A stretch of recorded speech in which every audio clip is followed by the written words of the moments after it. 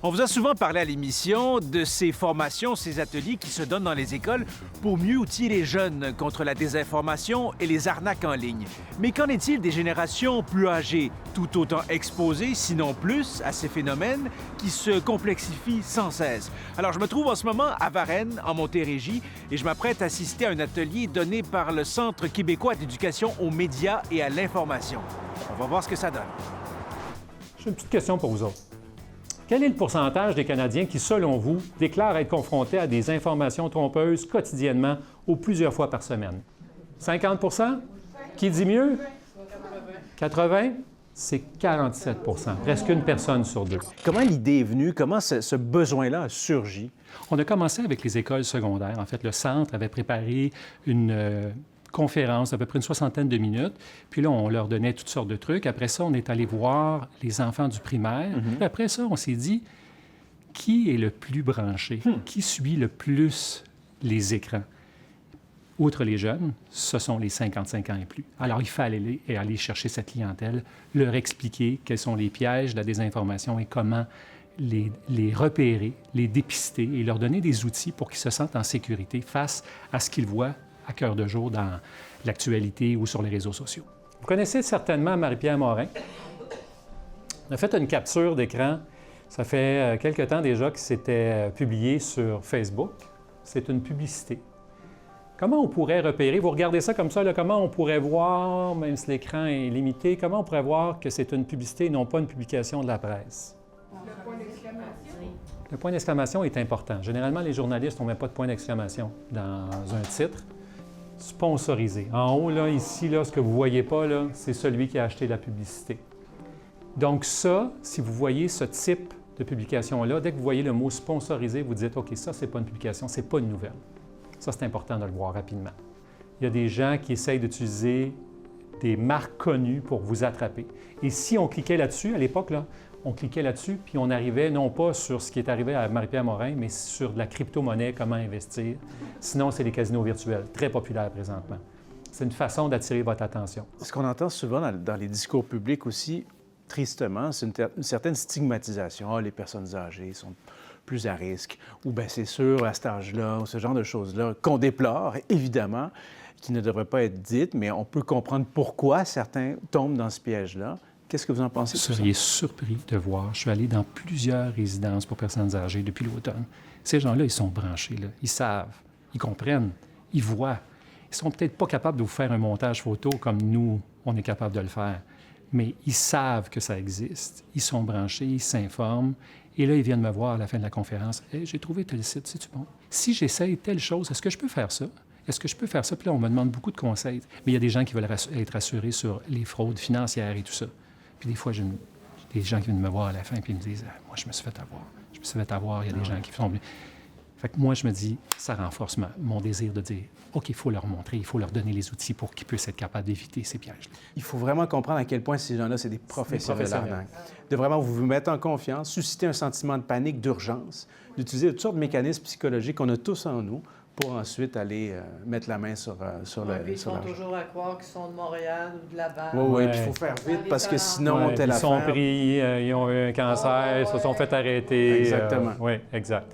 Mais tout ça, ça en fait partie. Puis c'est pour ça qu'il faut être capable de développer notre œil face à des publications comme celle-là. Quelles sont les menaces qu'ils perçoivent? En fait, eux, c'est qu'ils ont peur de faire un geste qui va faire en sorte qu'ils vont se faire détrousser, qu'ils vont se faire voler de l'argent, qu'ils vont rentrer leurs données personnelles. Ils ont peur de se faire prendre avec une publication qu'ils vont croire vraie et qui va s'avérer fausse un petit peu plus tard, partager de la désinformation. Ils ne veulent pas ça. Puis à chaque fois que je sors de ces rencontres-là, le mot qui revient souvent, c'est « Merci, vous m'avez rassuré. » Rassuré. Ces gens-là, ils veulent juste leur dire « Ce que vous faites là, c'est correct. Puis si vous faites attention à ça, là, puis si vous faites attention à ça, là, vous allez être correct aussi. » On parlait tantôt d'utilisation de l'intelligence artificielle et de l'image de personnalités connues. Je vais vous faire entendre une séquence avec quelques personnalités que vous allez reconnaître qui, justement, essaient de vous vendre un produit. Il s'agit d'une méthode maison simple sous forme de crème qui peut soulager les douleurs articulaires et restaurer la mobilité. Sa dernière interview, Pierre-Carl Pelado a accusé le gouvernement canadien de mentir. Selon lui, le gouvernement cache une plateforme qui peut aider les gens à gagner de l'argent. Un nouveau projet gouvernemental est au cœur des discussions dans les médias et sur les réseaux sociaux. Comment vous réagissez en voyant ça? Qu'est-ce que ça évoque en vous, le raffinement des images qui de plus en plus semblent réelles, collées à la réalité, la voix, le visage de ces personnes, la qualité visuelle dans son ensemble? Qu'est-ce que vous ressentez en voyant ça? On ne peut plus se fier à rien. Inquiétant. C'est de plus en plus, quand tu n'es pas spécialiste, on ne le verra pas, nous, monsieur tout le monde. Autant ça peut être dangereux, moi je trouve ça inquiétant. Bien, c'est sûr. Parce que, tu sais, c'est pas pire, là c'était farfelu, mais c'est pas toujours farfelu. Puis ça peut être, des fois, le Saguenay peut venir jouer dans tes émotions, parce qu'avec ce qui se passe dans le monde actuellement, puis l'autre fou à l'autre bout, là. Ce qu'on fait, c'est qu'on utilise des publications dans lesquelles il y a des personnalités publiques. Souvent, les fraudeurs vont utiliser ça pour accrocher l'œil, dire « OK, tout le monde connaît Véronique Cloutier, tout le monde connaît Normand Brathwaite qui est arrivé 50 000 misères. » Alors là, on utilise ça, puis on leur dit « Regardez qu'est-ce qu'on peut faire maintenant avec l'intelligence artificielle pour vous piéger. On peut faire ça, on peut faire ça, on peut faire ça. » Fait que si vous faites attention à ça, puis vous faites attention à ça, là, vous allez éviter une bonne partie des pièges. Et là, tout de suite, là, on voit les sourires parce que ils savent de quoi je parle. Ils les ont vus, ces publications-là. Donc, ils se disent, OK, là, je me valide, j'étais pas fou. J'étais bien au courant qu'il y avait quelque chose de caché derrière ça. Et là, ils se disent, OK, là, maintenant, je suis rassuré, je sais quoi faire face à ce type de publication-là. Moi, j'en connais du monde qui sont plus vulnérables. Oui. Puis j'en connais, moi, que une chance que je suis passée par hasard, puis je disais, hey, embarque-toi pas là-dedans, là, tu vois pas que c'est un arnaque. Les gens qui... Tu sais, il y en a qui voient pas tout ça, là, que ce soit là, que ce soit dans n'importe quoi. C'est des proies.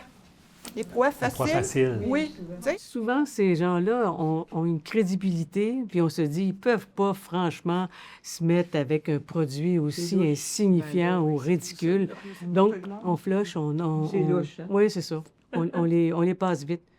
Pour moi, c'est rassurant de voir qu'il y a des gens qui s'interrogent puis qui se disent il faudrait qu'on me donne des outils pour aller plus loin. Et ils viennent les chercher, ces outils-là en participant, en assistant à ces conférences-là. En espérant que ce genre d'initiative fasse des petits, que ça se multiplie pour le bien de la société et du rapport à l'information.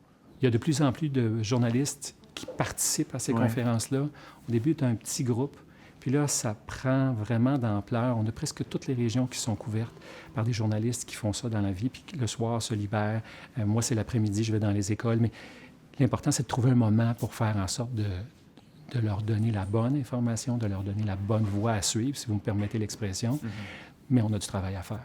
Merci beaucoup, Étienne. Merci beaucoup, M. Alexis.